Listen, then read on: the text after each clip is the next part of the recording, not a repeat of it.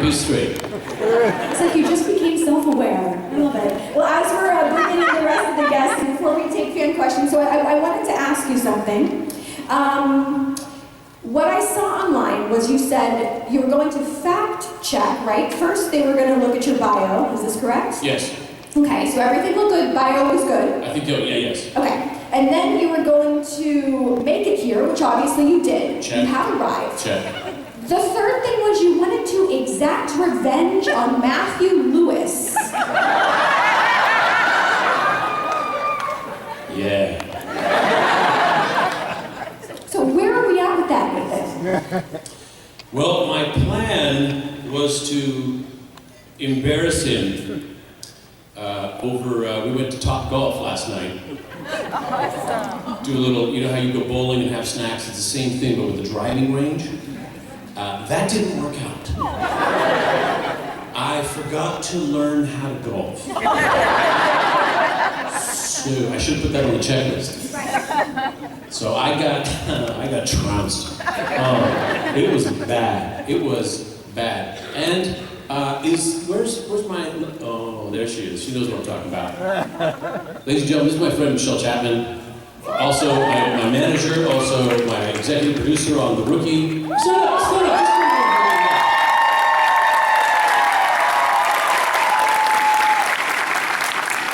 We had a fantastic, I said, I'm just going to take a slow-mo video of Michelle's golf swing. I don't know what wedge she was using, but she managed to swing, hook the ball, carry it right behind her, hit the table next behind us. And I got it in slow-mo, her covering her mouth, and then looking to us for some sort of help that we're not going to do. So that's the only thing that kind of took my embarrassment. Like, it's like if you ever have like, oh, I had like a little booger on my face or something. The person next to you throws up, it doesn't matter what was on your face. That's what happened. Thanks, Michelle. You're always looking out for me. I wanted to talk about the fact that obviously you've played multiple superheroes from the TDK to, of course, Captain Hammer to So I want to know, for you personally, what do you think makes a superhero? Well, first of all, the two guys you mentioned are real assholes. So, I think that's actually a part of it. If you actually kind of think it through, nobility doesn't come with superpowers. That has to come with like life experience and stuff. If any of us here in this room were to be granted a superpower, I think the first thing that would happen is that it turned into an ass. That's certainly what would happen to me. So I think you'd have to, what makes a good superhero, I think, tragedy. Yeah. Batman, Peter Parker, these guys suffered tragedies. Orphans, Superman, orphan, you know? Entire planet gone. You have to suffer tragedy in order to become something noble. I think so, yeah, I think tragedy is important. Sorry, heroes. It's a fair answer. Okay, and so before we get to fan questions, I wanted to mention, since you already brought it up, earlier this year, The Rookie was renewed for season 5. True. Congratulations. And also, we just had the season finale of season 4. So what are you most looking forward to for season 5? So when you guys watch a TV show, I mean, you're seeing the culmination of like 8 days of labor, all kind of scrunched into about 42 minutes. When you show me a photo from a scene, I remember the day we filmed that scene more than I remember the actual scene. So what I'm looking forward to is that process. When I go to work, you see the people on screen, you don't see the other people in the crew that I hang out with all day, every day, that are fantastic people. I think it's really easy to look back on your life and say, at that point, I was in the perfect position. I think it's really tough to do it in the moment. But I can tell you right now, in the moment, I am presently in the perfect position. Where I go to work, we've built an incredible community. The people I work with are so good at their job. I've worked with people who go, when they're in the, oh, I can't, the chair's here. I can't, it doesn't work. The chair's here, it can't be done. I I've worked with these people. These people are out there where just the slightest thing throws the whole thing. Okay, great. So in all your intelligence and wonders and talent and multitudes of experience, this chair is going to mess it all up. There's no one on The Rookie who has that problem. Everybody hits the ground running. Everybody understands their job. Everybody's incredibly adept at their job. It's so much less work for me when everybody else is doing essentially my job for me. Yeah, I'm looking forward. And I wanted to say thank you for mentioning, all the people that are behind the scenes, from a key grip to a script supervisor. I feel like not all the time these folks get the notoriety that they deserve, so thank you so much for bringing the light to that.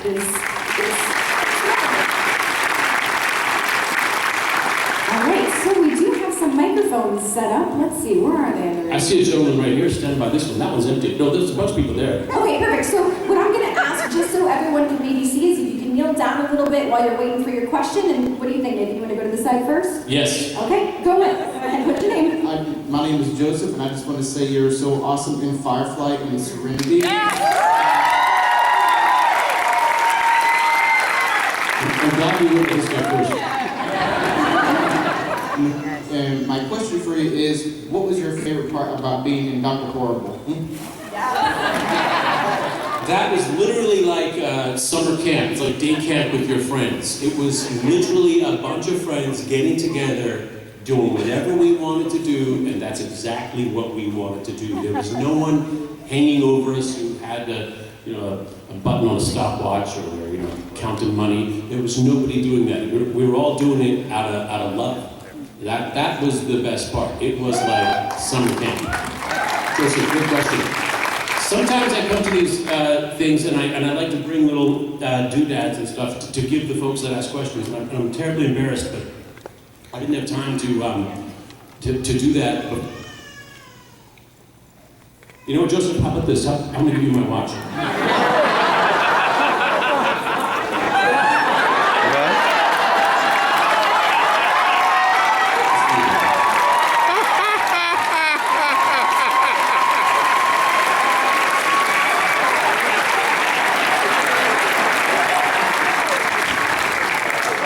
Next question.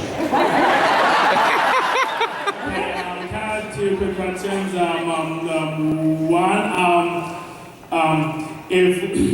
One, if one brother's going today about a Green Lantern revival, would you do it? Yes.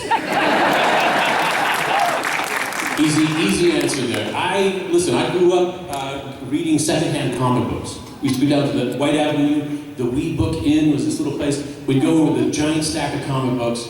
They'd trade us for half that stack of secondhand comic books. My dad would buy the other half secondhand comic book. We had a comic book rack at home that we can spin around with all the pockets in it. You kind of you see the drugstore. I love putting my finger into any kind of property that is the stuff that lit my imagination on fire as a child. That's just the kind of stuff I love to do. What was your name? You forgot? Abdul Amundi. Well, what a pleasure. Thank you for the question. I wish I had something. I wish I already.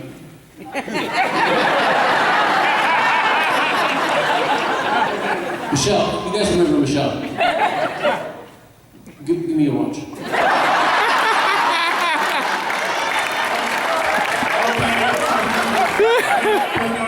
Can you recite the Green Lantern Oath? What was that? Can you recite the Green Lantern Oath? Can I? In brightest day, in darkest night, no evil shall escape my sight. I wish I may give this watch to you without fail.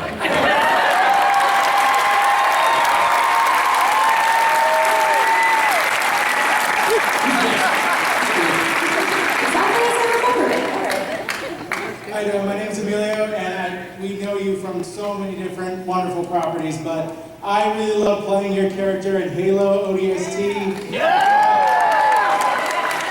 and my friends grew up with the Halo franchise, and in all honesty, I mean, aside from the main franchise, ODST is my favorite of any other game. And just seeing you there, it was awesome playing. So I was just wondering, how does it feel to be such a, in such an iconic franchise, in a video game, you playing you? When I first got the Xbox, when the Xbox first came out, I went to the store and I picked one up and I said, give me that game, give me that game, and give me that game. I'm really excited. And at the till, they had another game. I said, yeah, throw in that. Halo? Yeah, throw that in. And then I had a double hernia surgery, so I was like bedridden. I was like, on my couch for a couple weeks. And that game. Wow. And then I started discovering all my friends were really into it. They would start doing these kind of Halo nights, these LAN parties before Halo 2, when you go out. We were deep in Halo. Now, you don't know this, but when I started, I was public about my affection for Halo, my affinity for Halo, so they started putting my voice into it. They started having me come down and do some voice work for them, until I got a character of my own. It was fantastic. My friends, we all play together. We jokingly call ourselves the Star Snakes, because it's such a dumb name. And, you haven't heard of Star Snakes? Yeah, we're a pretty big deal. And when I was recording one of these long, you go for 4 hours of just, what are you doing? Look out behind you, grenade! You have to just keep yelling these things out. And if these certain things happen in the game, you'll hear my voice say this. So in Halo 5, you can have Buck as one of your commentators. If you put all the players you can, if you load up a vehicle with all the players you can and you run someone over, you'll hear me say, buckle up, Star Snakes.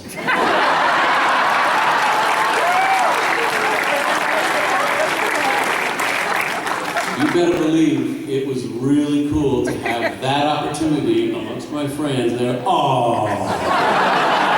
And they all say it, they all repeat it all the time. Emilio was your name? Thank you for the question. Guys, you haven't met my other wonderful, these are kind of like my bosses, these ladies. They kind of run everything in my life. They take care of me. I'm nothing without them. Kim, say hello to everybody. Just say hello.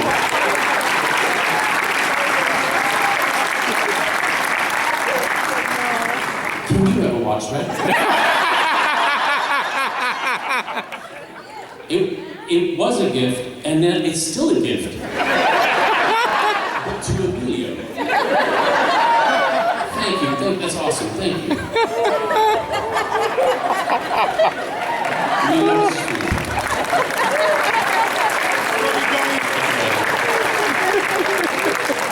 you. Okay, back over here. What's your name? Jesse? Hey, Jesse. I know. So obviously we all know you as Malcolm Reynolds, or especially Bill Party, because you're Bill Party, after all. But as Rick Castle, as a mystery writer, so what are some of your favorite mystery novels or mystery films, like murder mystery sort of things? What sort of those things do you love? I just started getting into all the, what's his name? Kenneth Branagh plays the French detective.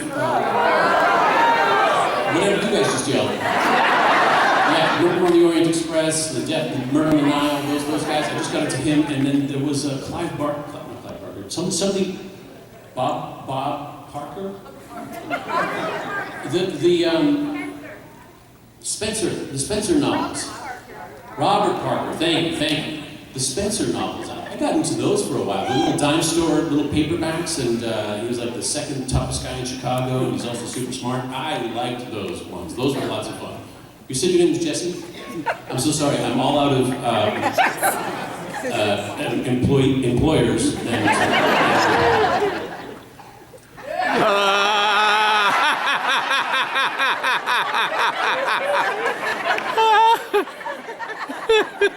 Heather, you're wearing a watch. Can I have your watch? Thank you. Just come on, everybody. Thank you, Heather. Stay with the TV.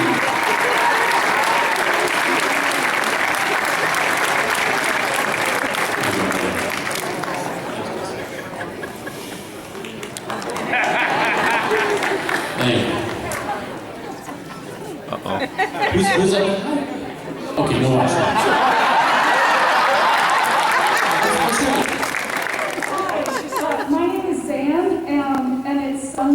and I collect badges.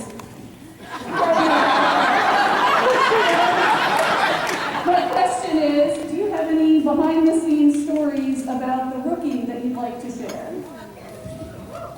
Behind the scenes stories about the rookie. Oh, I've got lots of those. Behind the scenes, do you have a theme? Give me a theme. I got one. Ready? Here we go.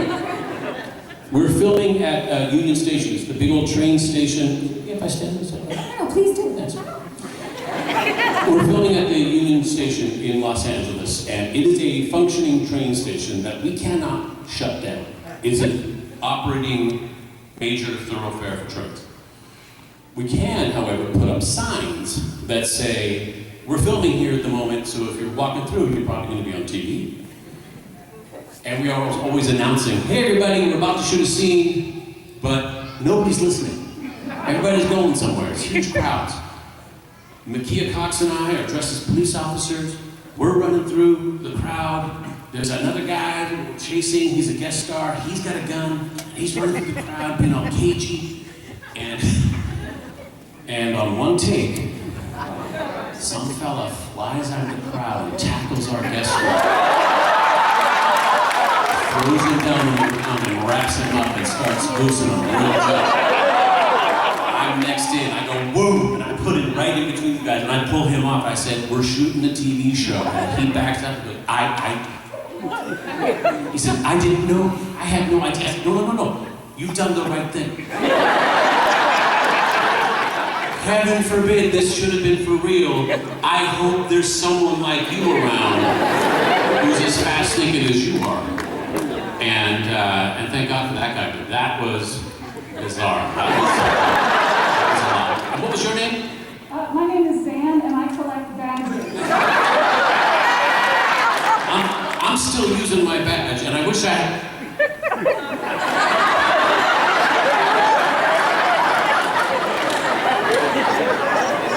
Would you settle for a watch? Should we get the next question? Yes, of course. Let's go to the next one. What's your name? Weird.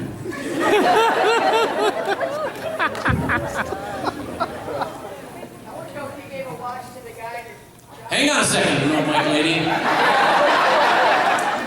Please, Hi, I'm Nikki. I was wondering how much of your own personality and self you got to castle throughout the entire series.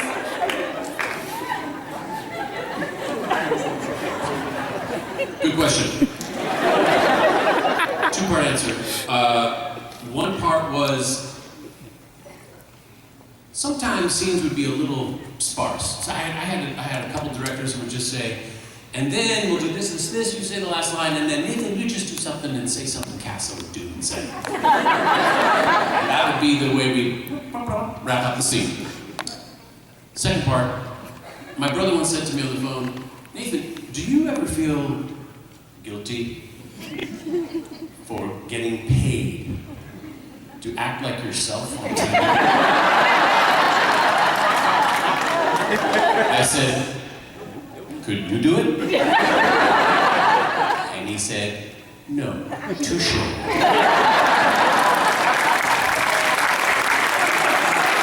Good time. Thank you. I love that this panel's sponsored by Casio. This is amazing. Okay. Ready for the next question? It's actually a Casio knockoff. It's Catchio. What's your name? Hi, Nathan. My name is Deanna. And first, thank you for coming here today. Thank you, Deanna. I think we all have loved seeing you. And second, just want to give you some food for thought.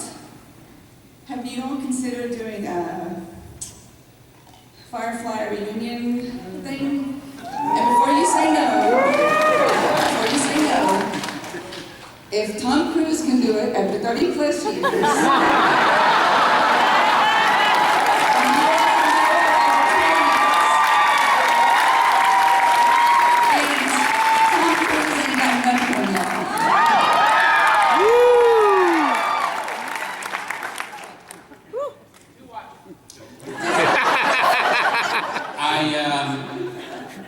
I wish I had more power than I had. I wish I could say, you know what, guys, just make it happen. Snap, snap. It doesn't quite work just like that, but would I do it if I, come on, would I? I know you would. It would be another dream come true in a long line of dreams coming true. And I know that the entire cast feels the same way.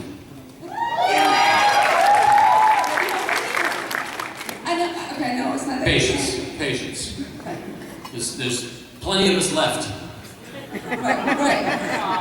And see, Ron would have wanted it that way. Ron, I'll take this. Ron Glass, super classy gentleman, incredible human being. I complimented him on a sweater one time. He gave it to me off his back. That's Ron Glass in a nutshell. At the same time, he would come in real quiet with something really crass and whoa! Jewel State, Sean Marr, and Adam Baldwin came to my home. The four of us gathered to go and attend Ron Glass's funeral. At the time, I said something really out of bounds. And I got a bit of a shocked reaction. I said, no, Ron would have wanted it that way. And everybody laughed because it was absolutely true. God, I miss that man. But good man.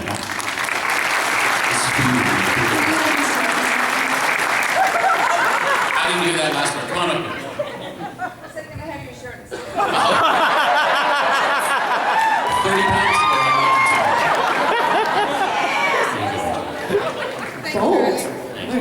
Well, technically, we're at time, but if it's okay with you, we're going to go over a little bit. Is that okay? Let's go, Katie. What do you think? We're gonna keep this party going. Let's go over here. What's your name? Hi, my name is Matthew. And so first of all, I just want to say I think Sony really missed out when they didn't cast you for Nathan Drake.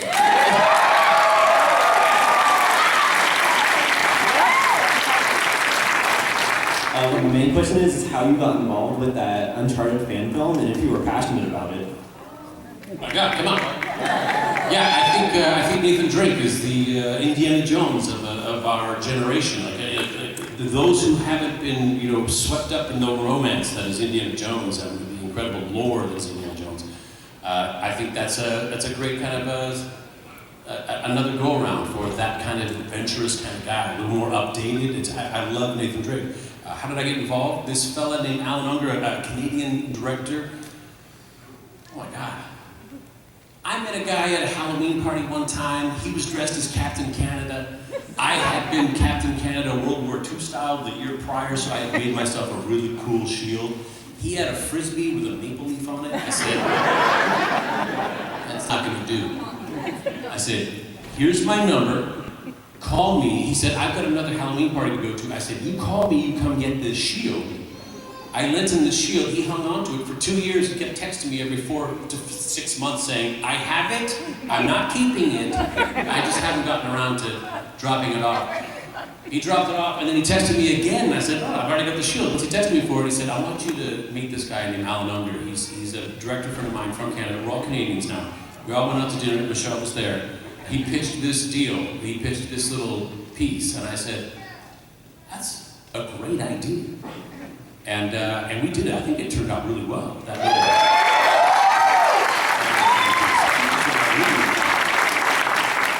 Come on up here, man. I gotta watch for you. Guess what? Be mine. Thanks. Back over here. What's your name? Hi, I'm Tara. It's a pleasure, longtime fan. I really started watching back when we were in Buffy the Vampire Slayer. I was a big fan of your work in Firefly, and I saw how you worked with the Brown Coats and the Separatists, and then obviously transitioned to being a captain. And I was really wondering, in your opinion, what are the qualities of a good leader? What qualities what? What are the qualities of a good leader? What are the qualities of a good leader?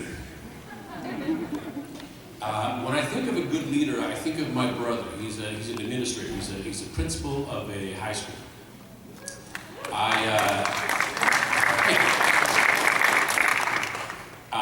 I've gone on tours with him around his school. He shows me around his places, he introduces me to classrooms, and shows off his brother, gives him some street cred.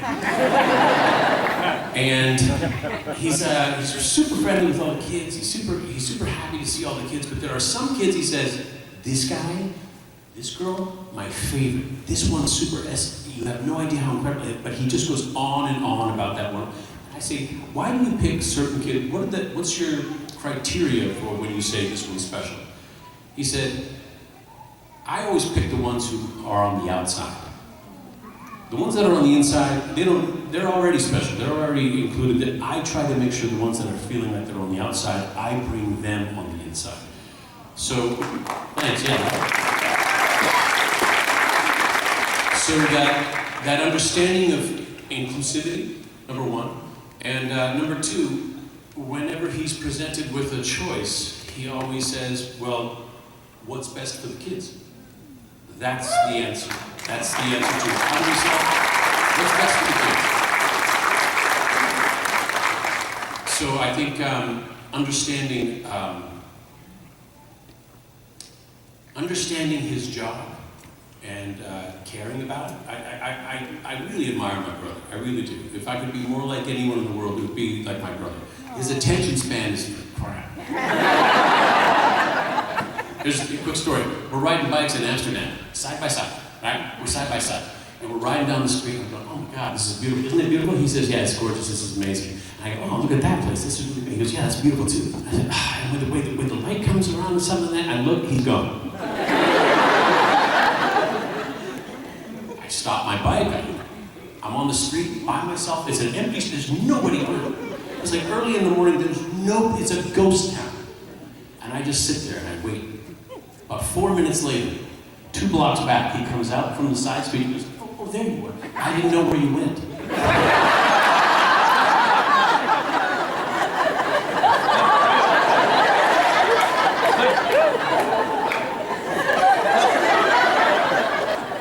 I don't know where you went. God bless Mr. Goodman. Thank you very much. All right, I think we have time for one more question. I apologize, but this might have to be the final one. That's fine, that's fine. All right, what's your name? My name is Connie. We met earlier. Hi. Hi. I have a question. Was there in your career a role that you turned down that you went, oh, why did I do that?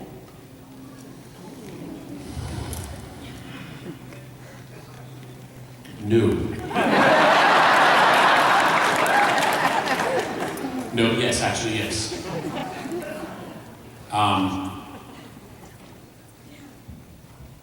Short answer, how about this? I tried to turn down a role one time, and he wouldn't let me. The project was Much Ado About Nothing with Mr. Joss Whedon. I was working a terrible schedule on Castles, crushing time, crushing, soul-crushing schedule. But this was going to be done on weekends and whatnot, and I was just didn't have a lot of time to prepare, and I'm looking at myself, and I'm like, I know this is English. I can't remember this stuff. I was having a hard time. I called him up and I tried to pull out, and he said, hey man, this is supposed to be a little larky thing we do with a bunch of friends. This is not supposed to be like a stressful, crushing commitment that you have to do that you hate. So, we don't really need you for the first day, like today, the following day I was supposed to film. He said, we don't really need you, you're just gonna give me background stuff. He said, take the day, relax. We don't actually have to shoot you at all. We don't need you at all. Take that day and relax and then work on your stuff and you'll be fine. But I don't have anyone to replace you, so you can't quit. And boy, am I glad he did that. Because it really changed my attitude about what was happening. It gave me some time to settle down and just kind of think about some character stuff and actually work on the work, just kind of go back to my high school days when we were studying Shakespeare, kind of figure out what this guy was all about, and I kind of came to the conclusion this guy was a security guard who was pretty stupid, has no idea how dumb he is, thinks he's a cop. He's not a cop, he's a security guard, but he's the king of the hill as far as he's concerned, and he's the head dummy of a bunch of dummies. And we got to do a really great bit. Boy, we shot a scene in the front yard of Joss's house where we're all shooting. And then Tom Link and we walk away from the scene, we go to the street where our car is, and I can hear Joss saying, "Hey guys, you gotta stop laughing. We gotta get this thing done without you laughing." And they're saying, "Sorry, but Nathan and Tom are doing a bit by the car, and it's really funny." So basically, Tom and I go to the car, and I go,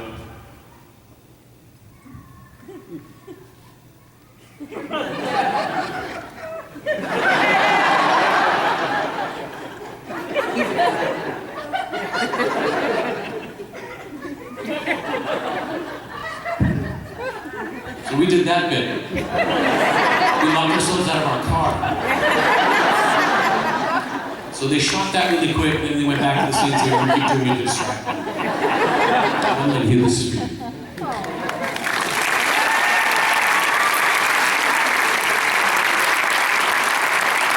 You guys, I always have such a good time at these conventions. I always love seeing people who are so excited. I love the energy that comes with these things. I love when people dress up. I see the costumes with the lights on them in the back. I love this stuff, guys. I am geeking out all the time. I can't tell you how much I appreciate coming to a big room of people like this who clearly have excellent taste in entertainment. So, thank you all of you. Thank you, Heather. Thank you for our signers. Thank you to Megacon. Thank you, Orlando.